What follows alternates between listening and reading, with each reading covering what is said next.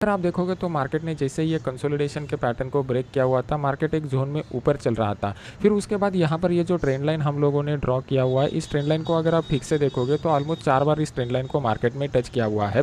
Price action के जब भी मैं आपको सीक्रेट बताता हूँ, मैंने आपको एक सीक्रेट बताया हुआ है कि ट्रेंड लाइन और सपोर्ट रेजिस्टेंस लेवल जो है वो जितनी बार टेस्ट होता है उतना वो वीक होते जाता है, और वीक होने के बाद अगर हम लोगों को उसका ब्रेकआउट मिलता है तो वो ब्रेकआउट के ऊपर हम लोगों को अच्छा खासा ट्रेंड चेन देखने को मिलता है।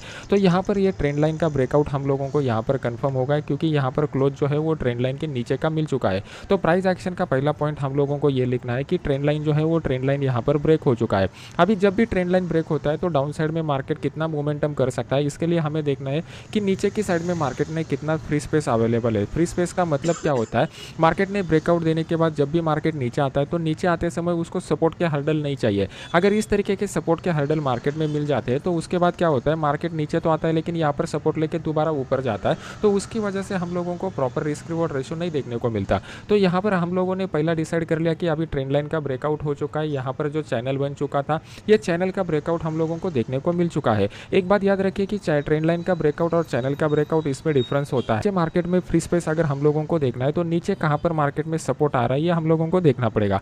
तो यहाँ पर अगर आप देखोगे तो मैंने आपको एक दो सपोर्ट लेवल ड्रॉ करके दिखाया हुआ है जहाँ पर हम लोगों को एक जोन मिल रहा है। तो इस जोन को थोड़ा समझने की कोशिश कीजिए। लास्ट टाइम यहाँ पर ये जोन का जो लेवल है मैं यहाँ पर आपके लिए लिख के दे रहा हूँ, ये 43,366 से लेकर 43,666, मतलब ये 300 पॉइंट का जो जोन आ रहा है ये हमारे लिए डेंजर जोन की तरह काम कर सकता है। इसके पीछे का लॉजिक थोड़ा समझने की कोशिश करते हैं। अगर आप यहाँ पर ठीक से देखोगे तो आपको यहाँ पर क्लियर कट दिखाई दे रहा है कि जैसे ही मार्केट इस जोन में आ जाता है बायर लोग यहाँ पर इंटर हो जाते हैं। अगर बायर लोगों के लिए ये कंफर्ट जोन है तो हाई प्रोबेबिलिटी है कि दोबारा जब मार्केट इस जोन में आ जाएगा यहाँ पर ये बायर लोग फिर से एक्टिव हो जाएंगे। मैंने आपको मार्केट पार्टिसिपेंट के बारे में सिखाया हुआ है। मार्केट में बायर और सेलर दो ही पार्टिसिपेंट रहते हैं, लेकिन यहाँ पर इनके साइकोलॉजी डिफरेंट रहता है। बायर का psychology buy on the dips का रहता है, तो सेलर का psychology sell on the rise का रहता है। लेकिन जब भी हम लोग बाय ऑन द डिप्स करते हैं तो उसका जो मोमेंटम रहता है वो मोमेंटम स्लो रहता है। स्लो मोमेंटम की वजह से अगर आप देखोगे तो मार्केट टाइम लेके फिर ऊपर की साइड में जाता है, लेकिन सेलिंग के टाइम मार्केट स्पीडली नीचे आता है। तो कल के दिन मार्केट अगर इस जोन में आ जाता है और यहाँ पर हम लोगों को कहीं पे बाय ऑन द डिप्स का अपॉर्चुनिटी मिलता है तो इस जोन में हम लोग बाय ऑन द डिप्स के ट्रेड के लिए भी जाएंगे। और अगर कल के दिन मार्केट जो है मार्केट ऊपर की साइड में इस ट्रेंड लाइन के करीब कहाँ पे भी खुलता है तो यहाँ पे सेल ऑन द राइज का भी ट्रेडिंग स्ट्रेटजी हम लोग यूज करेंगे, क्योंकि यहाँ पर ट्रेंड लाइन का ब्रेकआउट हम लोगों को देखने को मिल चुका है। तो वो बेस्ट अपॉर्चुनिटी कहाँ पे आएगा ये समझने के लिए हम लोगों को 15 मिनट चार्ट में जाना पड़ेगा। अभी आपके सामने मैंने 15 मिनट का चार्ट लगाया हुआ है। इनिशियली मैंने आपको अपने फ्री वाले चैनल में अपडेट कर दिया था कि इस लेवल के नीचे अगर मार्केट आता है तो यहाँ पे हम लोगों को डाउनफॉल देखने को मिलेगा। उस तरीके का एक 100 से 120 पॉइंट का डाउनफॉल हम लोगों को देखने को मिला।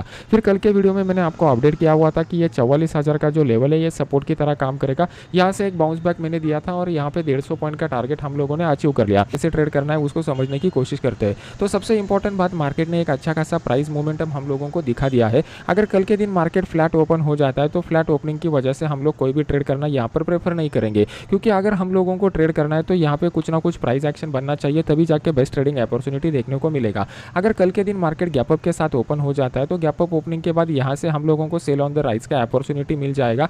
तो इस अपॉर्चुनिटी के लिए हम लोगों को तैयार रहना है कि ऊपर की साइड में हम लोग सेल ऑन द राइज का अपॉर्चुनिटी यूज करेंगे।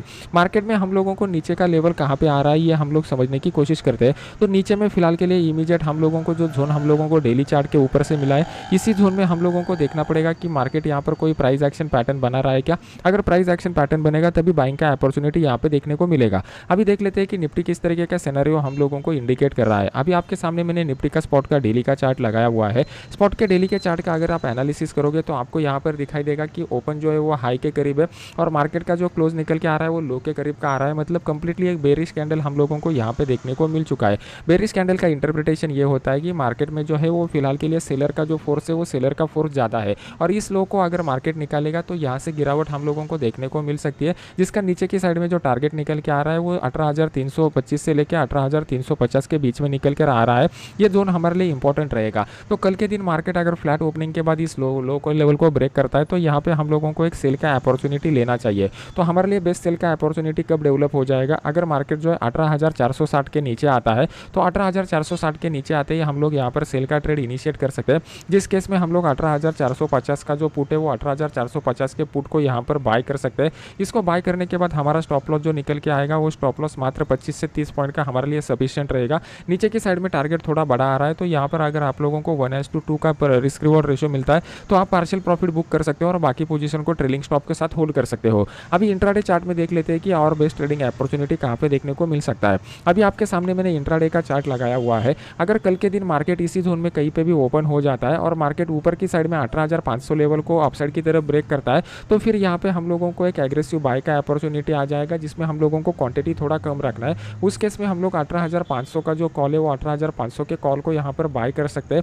इसको बाय करने के बाद हमारा स्टॉप लॉस जो निकल के आएगा यहाँ पर 30 से 35 पॉइंट का स्टॉप लॉस लगाना पड़ेगा और ऊपर की साइड में 18,560 का लेवल जो है वो हमारे लिए एज ए टारगेट की तरह काम करेगा। अभी ये ट्रेड का लॉजिक समझना आपके लिए थोड़ा डिफिकल्ट रहेगा, लेकिन इसका लॉजिक को मैं एक्सप्लेन करके आपको बताता हूँ। पहली बात, मार्केट जो है वो मार्केट एक सपोर्ट लेवल के करीब यहाँ पर आ चुका है। सपोर्ट लेवल के करीब मार्केट आने के बाद यहाँ पर हम लोगों को एक हैमर टाइप कैंडल पैटर्न देखने को मिला हुआ है। प्लस अगर आप यहाँ पर देखोगे तो 18,500 का जो लेवल है वो ओपन इंटरेस्ट की डेटा के हिसाब से पुट की साइड में one of the highest open interest बना हुआ है नेक्स्ट वीकली और मंथली एक्सपायरी में। तो हम लोगों के लिए इंपॉर्टेंट क्या है कि मार्केट यहाँ पर फ्लैट ओपनिंग के बाद फिर इस लेवल को अपसाइड की तरफ ब्रेक करे और 18,500 के ऊपर सस्टेन करे। जब यहाँ पे 18,500 के ऊपर मार्केट सस्टेन करेगा तो फिर यहाँ पर बायर लोग अपने पोजीशन इनिशिएट करना स्टार्ट कर देंगे, जिनको मार्केट दोबारा इस रेंज में लेके आएगा। तो इस रेंज में दोबारा मार्केट लेके आएगा तो और ओपन इंटरेस्ट का डेटा क्रिएट हो जाएगा।